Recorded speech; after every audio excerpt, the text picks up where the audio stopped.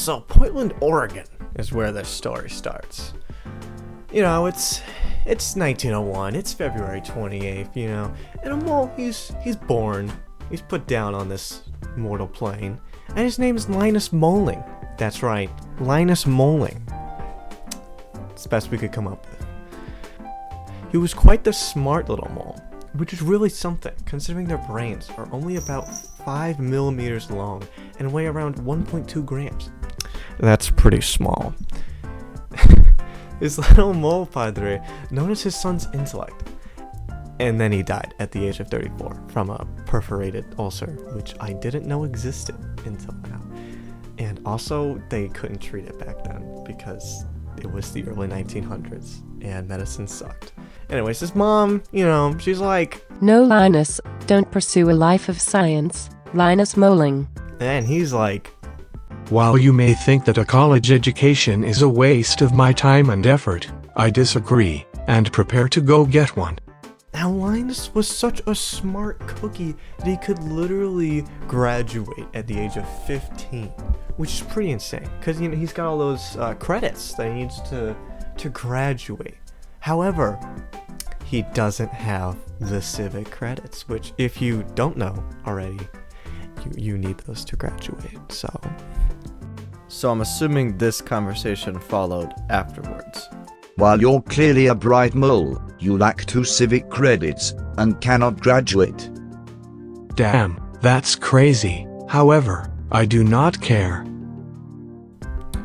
Linus Moling eventually just left his high school, not graduating at all.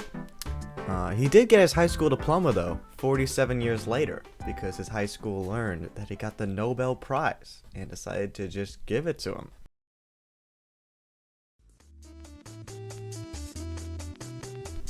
So after leaving the high school, he did not immediately go to college. He actually could not get into the college of his choice because of that civic credit mess. He did do a few jobs, still, you know, working around and stuff, you know, the usual. The biggest thing he did was probably being an apprentice machinist. He dropped his apprenticeship when he was 16 though, so he could go to college and begin his chemical engineering degree. Isn't that something? At the age of 18, the college made Linus an assistant chemistry instructor, which did help him a lot in that field of science. However, his mother did die shortly after he got that job. After his mother's death, Linus decided to devote himself to physical chemistry.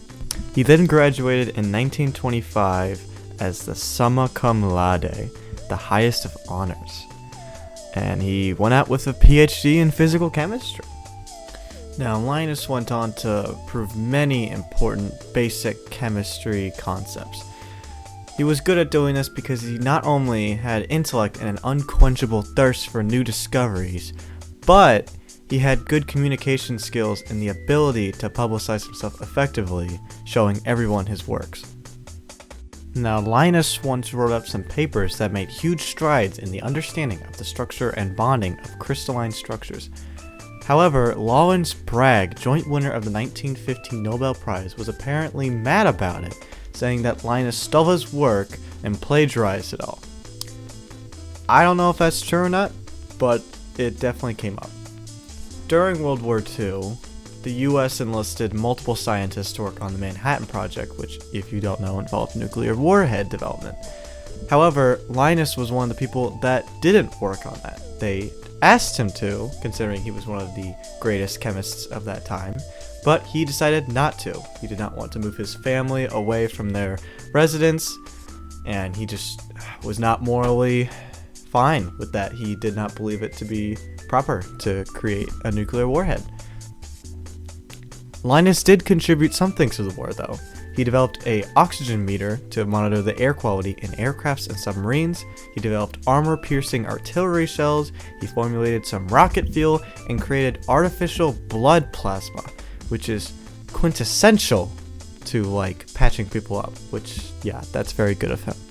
Harry S. Truman himself awarded Linus the Presidential Medal for Merit in his work on the war. In 1954, Linus Moling was awarded 2 undivided Nobel Prizes.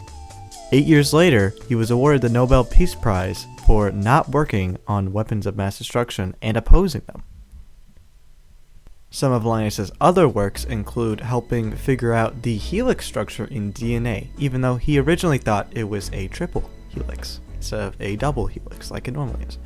He also learned about sickle cell anemia, which, if you don't know, is when the blood cell looks like a sickle and doesn't properly carry oxygen to organs and stuff. While doing work on said disease, Linus not only found a way to deal with this illness, he also discovered the existence of molecular genetics, which, if you don't know, is a very big deal. Linus Moling was a great mole who made a lot of contributions to the world of science, and I'm forever grateful for the guy. He seems like a cool guy.